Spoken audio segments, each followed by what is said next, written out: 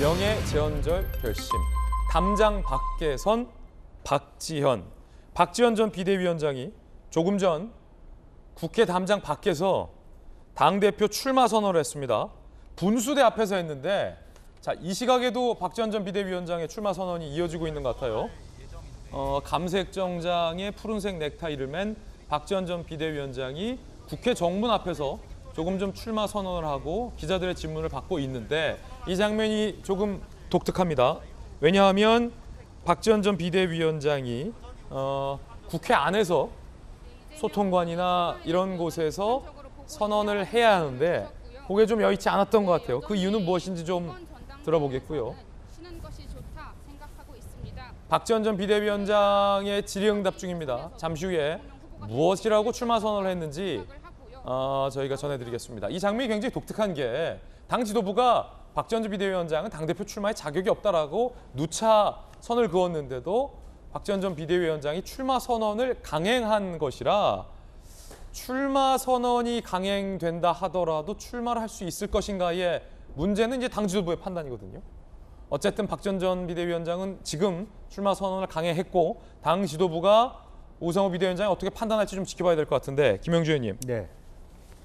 우상호 비대위원장 어떻게 알아보세요? 이미 우상호 비대위원장이 말씀 주신 것처럼 사실은 그걸 뭐 해석해야 될 문제가 따로 있는가 그런 생각입니다. 기본적으로 보면 물론 당 지도부가 마지막까지 고민을 할 거라고 보여집니다만은 어쨌든 기본적으로 당 대표 출마하는 사람은 당헌 당규에 따라서 하는 거 아니겠습니까? 당헌 당규를 무시해서 독자적으로 나만 예외를 인정해 달라라고 하는 것이 받아들여지기는 쉽지 않을 것이다라고 생각이 들고요. 또 하나는 지금 이제 국회 소통관 정론관 하지만 사실은 기본적으로는 그 자리는 국회의원들만 서게 돼 있는 자리입니다. 예. 그러니까 그 자리에 가서 국회의원이 아닌 사람들이 종종 뭐 여러 가지 발표도 합니다만은 그런 부분에 있어서 그 자리도 차지하지 못했다는 것은 당내에서도 어떤 국회의원 한 명이라도 박지원 전 비대위원장을 지지하는 사람이 없다 이런 건 반증일 수 있기 때문에 차라리 국회 밖에서 하는 것이 더 나을 수 있다라고 생각하지만 어쨌든 저게 어떤 효력을 지니게 있을지는 저는 미지수다 그렇게 봅니다. 전용기 의원님, 네. 국회의원을 대동하면 네. 국회 경내에서 소통관이든 이런 곳에서 회견을 할 수가 있는데 지금 단 한 명의 국회의원의 대동도 없었다 이렇게 봐도 되는 겁니까? 저 밖에서 한다는 건? 네, 맞습니다. 원래 그 국회 소통관을 빌리려면 의원이 기자회견 장소를 빌려줘야 되는 것이고요. 그리고 그 배석을 해야만 외부인이 국회 소통관에서 기자회견을 할 수 있습니다. 뭐 전용기 의원이든 뭐 박용진 의원이든 박지원 전 비대위원장이 기자회견 하려면 그 옆에 배석을 해야 된다. 네, 그렇습니다. 옆에서 배석을 해야 되는 것이고요. 박지원 위원장은 원래 애초에 그 소통관에서 기자회견장이 의원이 배석하지 않았기 때문에 국회 그 분수대 앞에서 기자회견을 예정을 했었습니다. 그러나 분수대조차 국회 영내에서는 의원들을 배석해야만 국회 기자회견을 진행할 수 있다라고 방어과에서 연락이 갔나 봐요. 지금 그럼 박지원 전 비대위원장 선언하고 있는 게 아예 국회 바깥에 그렇습니다. 여의대로. 그렇습니다. 영내에서는 국회의원들이 대동한 상태에서 기자회견을 진행하도록 하는 것이 이제 규정상 있는 겁니다. 그래서 부득이하게 아마 국회 밖에서 기자회견을 진행하는 것 같습니다. 아니 그래도 전직 비대위원장인데 담장 밖에서 저렇게 내보내서 회견하게 해도 됩니까? 사실 그 보도에 따르면 박지원 비대위원장이 3분 정도의 의원께 본인이 기자회견을 하겠다라고 배석을 요청했는데요. 예. 뭐 일정상의 이유로 그리고 다양한 이유로 거절을 당했다라고 알고 있거든요. 지금 박지원 전 비대위원장 옆에 서기 싫은 거예요? 서기 싫다라기보다는 사실 비대위원장께서 그러니까 박지원 전 비대위원장께서 출마 선언을 하시지만 피선거권이 없는 상태인 겁니다. 그러니까 원칙을 깡그리 무시한 채 출마 선언을 하고 있는 것이기 때문에 제 생각에는 배석을 하기 싫다 이런 것보다 배석을 할 수가 없는 상황이 아닐까. 그러니까 억지로 본인에게 특혜를 요구하면서 본인을 출마시키고 당헌 당규상의 원칙에 따르지 못한 내용, 그러니까 나를 예외로 적용해달라고 하는 부분에 대해서 다양한 의원들도 부담을 느끼고 있어서 배석을 하지 못하는 것 아닐까. 저는 그렇게 보고 있습니다. 예. 박지원 전 비대위원장 화면하고 전용기 의원 보니까 두 분이 옷이 굉장히 비슷하네요. 네, 코디를 비슷하게 했나 본데요. 저는 항상 입고 다니는 옷 그대로입니다. 예. 약간 민주당 교복 같은 느낌이네요. 아, 민주당 교복. 자, 박지원 전 비대위원장이 한 3-4명의 의원에게 대동해 줄 것을 요청했지만 다양한 이유로 거절을 했다. 그래서 결국 전직 비대위원장인데 국회 담장 밖까지 내보내지게 됐어요. 결과적으로. 야, 이게 참 뭐랄까 이례적이라고 해야 될까? 독특하다고 해야 될까? 처량하다고 해야 될까? 아니면 좀 이상하다고 해야 될까? 여러 가지 판단이 나올 수 있는 대목 같아요. 저는 여기서 한마디만 더 드리고 싶은 게요. 사실 박지원 비대위원장만 당대표에 출마하는 것이 아닙니다. 그 청년 정치를 대표하고 있는 민주당의 이동학 전 최고위원도 지금 9시 40분부터 국회 소통관에서 당대표 출마 기자회견을 하고 있는데요. 이분은 소통관에서 기자회견을 하고 있거든요. 그래서 포커스가 박지원 전 비대위원장의 출마 선언뿐만 아니고 청년 정치인을 대표하고 있는 이동학 전 최고위원의 당대표 출마 선언도 국민들께서 관심을 가져주면 좋지 않을까 그렇게 생각하고 있습니다. 예, 좋은 지적이에요. 박지원 전 비대위원장이 어제 SNS에 이재명 의원을 향해서 이렇게 메시지를 냈다고 합니다. 이재명 의원님, 제가 당대표 선거에 출마할 수 있도록 해야 하는지 나가지 못하도록 막아야 하는지 이제 말씀하셔야 할 시간이 된 것 같다. 민주당이 이제 쓴소리하는 청년 정치인을 용인하지 않겠다는 것이 아니라면 박지원의 출마를 허용해야 한다는 입장을 밝혀주시기 바란다. 천하람 의원님, 네. 이재명 의원에게 박지원 전 비대위원장이 이른바 요구를 한 겁니다. 뭐 박지원 비대위원장 입장에서 저런 얘기 할 수 있죠. 왜냐하면은 박지원 비대위원장을 애초에 비대위원장 자리로 삼고초려해서 모시고 온 분이 이재명 의원입니다. 아, 그렇군요. 그리고 박지원 비대위원장 얘기도 저는 전적으로 틀린 건 아닌 것 같아요. 아니 비대위원장이면 사실 당대표격 아니겠습니까? 내가 이미 당대표의 역할을 한번 해봤는데 이제 와서 당대표 선거 나가려고 하니까 6개월이 안 돼서 피선거권이 없다. 아니 나한테 삼고초려까지 하면서 당대표 역할 해달라고 할 때는 언제고 왜 조용하냐? 왜 뭐 이제 와서는 출마조차 못하게 하냐. 뭐 본인 입장에서 좀 억울한 면이 있을 것 같고요.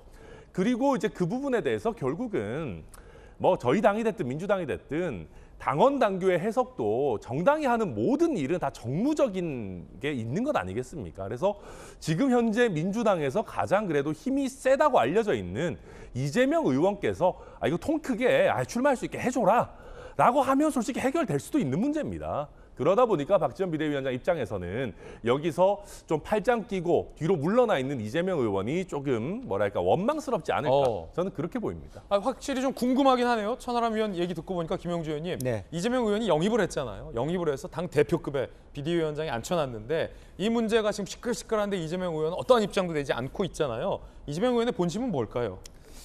내가 잘못 추천했나? 자, 이건 확인되지 않은 사안입니다. 아니 김영주 의원님 그런 생각도 할 수 있지 않겠냐. 이것은 네. 왜냐하면 상식 밖의 요구를 하잖아요. 어. 당헌 당규상 자기가 못 나가는 것을 나를 탄압한다고 얘기하나. 그런 사람이 내가 왜 저 사람을 비대위원으로 추천했을까? 저 사람이 잘못되면 나한테도 영향을 끼치겠네. 뭐 이런 생각을 할 수도 있지 않겠나 생각이 들고요. 지금이라도 박지원 비대위원장 꿈을 깨세요. 나만의 예외를 가지고 그런 예외를 자꾸 이렇게 변경시키다가 당이 망했습니다. 대선 패배를 했습니다. 다시 원칙을 세우는 새로운 비상대책을 만드느라고 박지원이라는 인물이 필요했고 그 사람이 가야 될 선택은 내가 가고 싶지만 당헌 당규에 따라서 못 간다는 말이면 훨씬 더 다음에 기회가 있다고 봅니다. 예. 자, 네 분께 그냥 OX. 굉장히 이건 단순한 건데 앞서서 조홍천 의원이 이준석은 토사구팽한 거고 국민의힘이 박지원은 민주당이 토사구팽한 거 아니다라고 얘기했잖아요. 박지원 전 비대위원장은 민주당이 나를 토사구팽했다라고 주장하고 있기 때문에 자, 박지원은 토사구팽 당한 거다 아니다. 자, 토사구팽 당한 거다 아니다. 당한 거다라고 생각하시면 O, 아니다는 X. 네. 하나, 둘, 셋. 두 분 X. 천하람도 X. 저도 X. 김병민은 O. 네. 왜요? 토사구팽이란 표현 말고 어떤 표현이 필요하겠습니까? 그러니까 지금 박지원 비상대책위원장이 하고 있는 행동 자체에 대해서 민주당에서 이해하지 못하겠다라는 얘기들 하는 사람 많은 것을 잘 알고 있고요. 박지원 비상대책위원장도 뭔가 본인이 정치적으로 커나가기 위해서 가장 센 사람 이재명 후보와 맞붙어 갖고 본인의 정치적 무게감을 자꾸 키우려는 모습들이 썩 좋게 보이지만은 않습니다. 근데 당대표에 대한 여론조사를 쭉 돌려보는 모습을 보니까 박지원 비대위원장에 대한 여론조사가 꽤 높게 나오던데요. 상당히 의미 있는 수치의 여론조사가 나오더라고요. 그리고 당대표격인 비상대책위원장으로 영입해서 같이 삼고초려해서 활동까지 했다면 예외조항을 적용해서 전당대회를 치르지 못할 이유가 뭐가 있는가 이렇게 생각해 봤을 때 이재명 의원에게 너무 강력하게 독서를 쏟아내면서 대립각을 세우는 게 불편한가 이런 생각이 들 수도 있겠다는 생각이 듭니다.